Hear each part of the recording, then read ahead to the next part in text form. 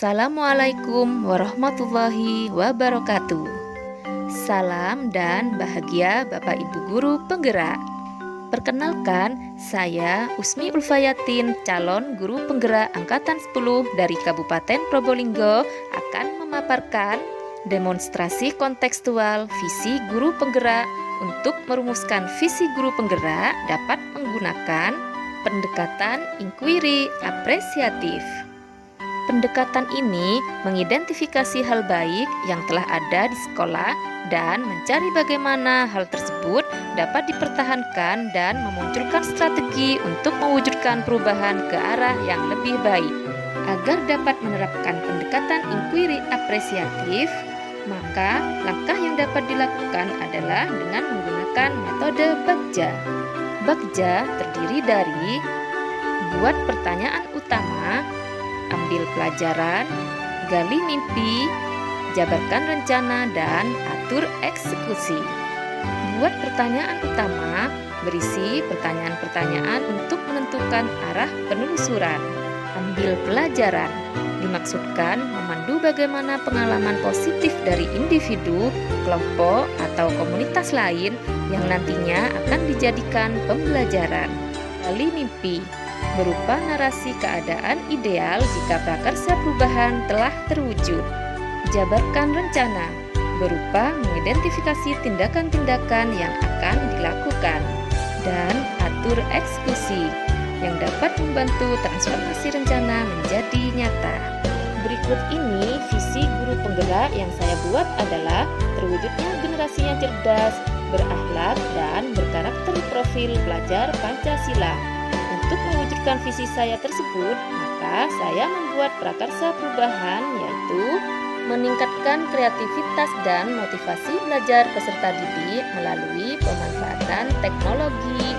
Adapun tahapan Bagja yang saya buat adalah sebagai berikut. Yang pertama, buat pertanyaan utama.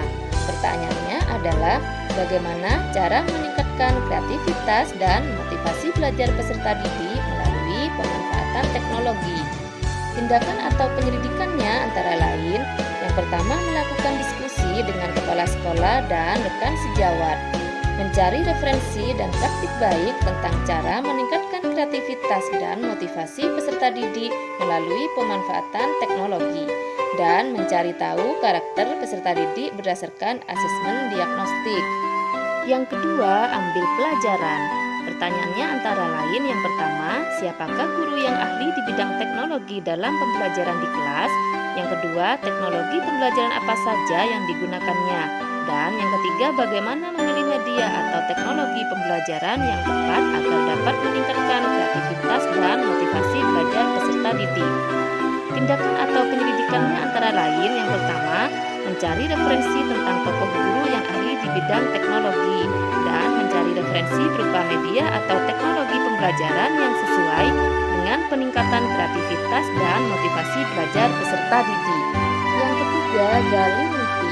Pertanyaannya antara lain, yang pertama, apakah pemanfaatan teknologi dalam pembelajaran dapat meningkatkan kreativitas dan motivasi belajar peserta didik? Yang kedua, bagaimana agar pembelajaran berbasis teknologi dapat diterapkan pada guru mata pelajaran lain? Dan yang ketiga, apakah ada keterkaitan antara pemanfaatan teknologi dalam pembelajaran dengan dimensi profil pelajar Pancasila? Tindakan atau penyelidikannya antara lain, yang pertama, membuat lembar observasi tentang kreativitas dan motivasi belajar peserta didik. Yang kedua, melakukan kolaborasi melalui tim teaching untuk memberikan pembelajaran berbasis teknologi. Dan yang ketiga, mencari referensi tentang dimensi profil pelajar Pancasila serta berkonsultasi dengan orang yang berkompeten tentang hal tersebut. Yang keempat, jabarkan rencana. Pertanyaannya antara lain, apa langkah-langkah untuk mulai membiasakan pemanfaatan teknologi dalam pembelajaran? Apakah media yang digunakan dalam pembelajaran berbasis teknologi?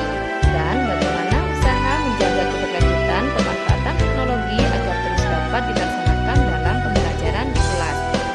Tindakan atau penyelidikannya antara lain, yang pertama, membuat perangkat pembelajaran, LKPD, dan instrumen penilaian yang tepat. Yang kedua, mencari media pembelajaran berbasis teknologi yang tepat sesuai karakteristik peserta didik dan materi pelajaran.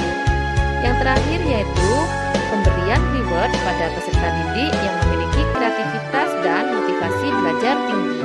Satu lagi yaitu atur eksekusi. Pertanyaannya adalah, siapa yang bertanggung jawab memonitor agar jalannya kegiatan pemanfaatan teknologi dalam pembelajaran dapat berjalan dengan baik dan konsisten?